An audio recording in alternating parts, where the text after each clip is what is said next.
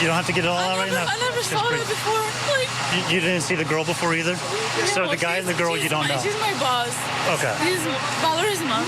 But I never seen it before. Like, it's a lot of fun. Oh, what a case this is going to be. The all-pair affair murder trial is already trending in the world of true crime, and the case hasn't even started. It starts next week. Here are the facts. Prosecutors say that Christine Banfield was killed in an elaborate murder plot set up by her husband, Brendan, who's an IRS agent, by the way. State alleges that Brendan wanted to run off with the family's au pair. Her name is Juliana Magales. And he came up with this plan, so police say, to lure another man, a stranger really, over to the family's home by using a fake fetish website profile, essentially catfishing him. And that led the man to believe that he was actually meeting up with a woman to have consensual sex, right?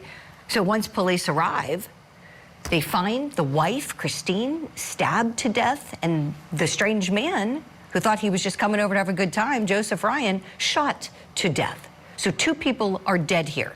2 people are also charged in this case. The au pair also already pleaded her case out. She pled to manslaughter charges. We understand she has also turned state's evidence and going to testify against her former lover. The husband, his trial, Brendan Banfield, that defendant, he's set to go on Monday. So this case, it's so wild, so many twists and turns. It started up a conversation in our Court TV newsroom about au pairs and whether having an au pair can invite an affair.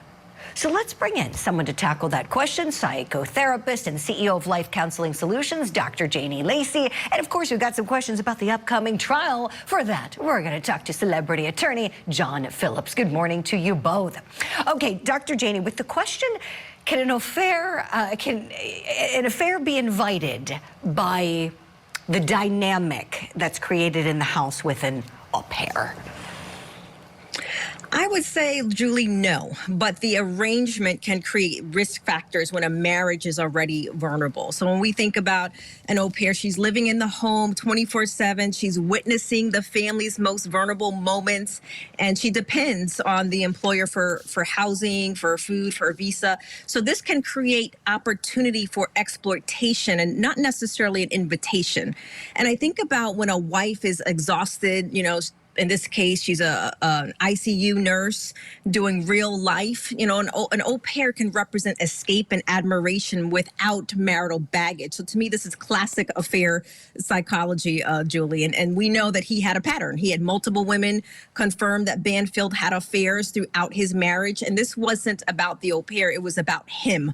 And she was 22 and 23. So she was foreign. She was dependent on him. He was 37, a law enforcement in control. Anyone inviting this, it was Brendan Banfield exploiting the dynamic. So the au pair didn't invite the affair. I think Brendan exploited a very vulnerable person who was dependent on him, Julie, for her livelihood and her visa. And that's not seduction, that's manipulation.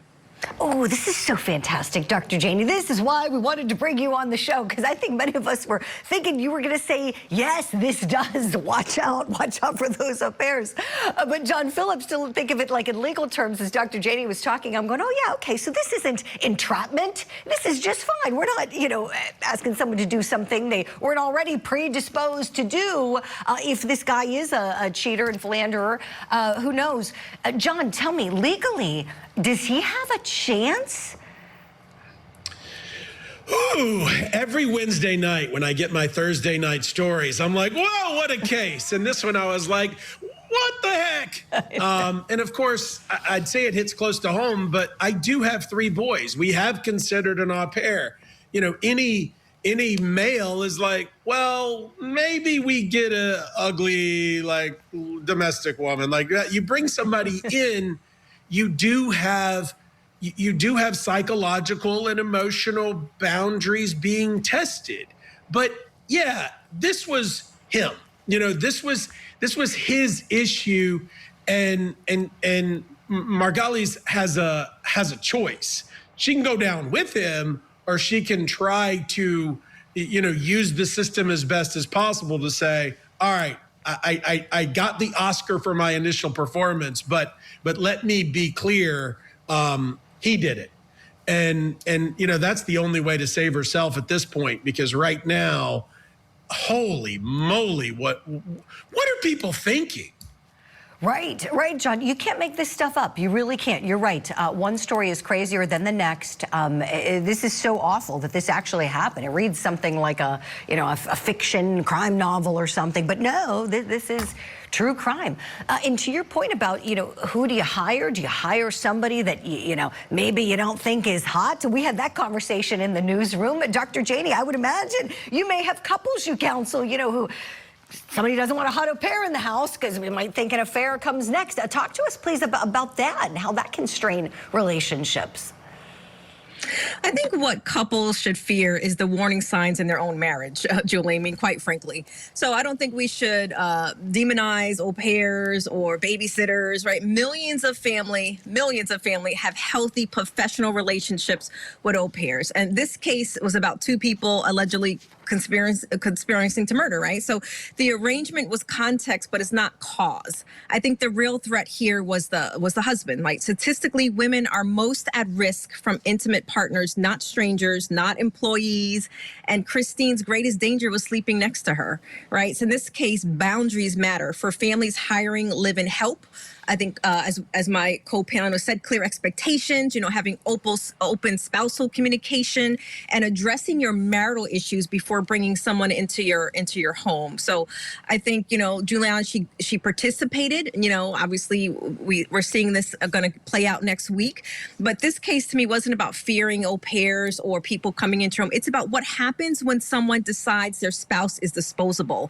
And when you find a vulnerable person to help them act that out, that's not an indication of au pairs or babysitters. That's an indication of him in this case, in my opinion, Julie. Yes, well said, Dr. Janie. Yes, you heard it straight from the expert. Don't fear the au pairs. There are many wonderful au pairs out there. I know somebody who worked as an au pair for a time and was a godsend to the family that she helped so much. And so, yes, we're certainly not speaking generally. Let's speak a little more in detail about this case. John Phillips, I want to share some details with you, get your thoughts here. Some more about the accusations against Banfield and his mistress, the au pair. So they were involved in a romantic relationship, police confirm, at the time of the murders.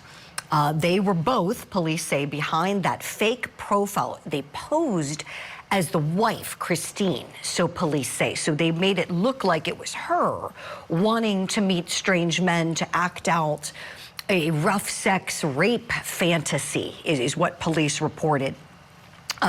Joseph Ryan thought he was meeting up to do this consensual, act out this fantasy, brought a knife with him, police say, for that reason. And here's the icing on the cake. This couple's 4-year-old daughter was in the house at the time of the homicides. Now, the wife, police say, didn't know anything about this plot, that this was going to go down. So, of course, this is a normal day for her and the au pair to both be there. But to think about it, if this sinister plot was hatched by Dad, to have it in the house with his kid there? John, your thoughts? No. And when somebody's talking about an au pair case, there are children, right? You don't have an au pair unless you're going to need nannying or babysitting or long-term care of children. And so in the stories, they don't talk about the children.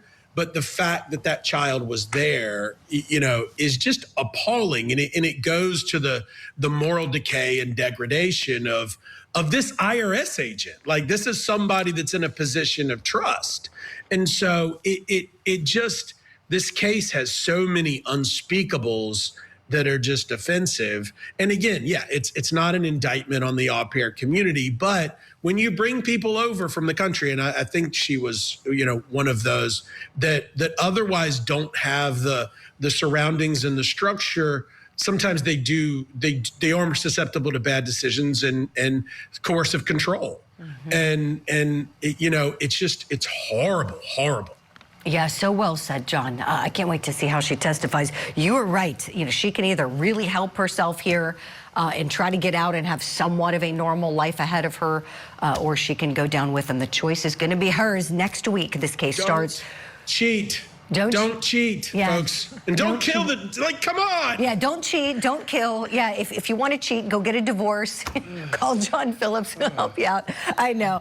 This is something called Dr. Janie. She'll help you out, too, to save the marriage. If you want to try not to get divorced, you guys are the best. Thank you so much. We'll hit a break. Coming up next here on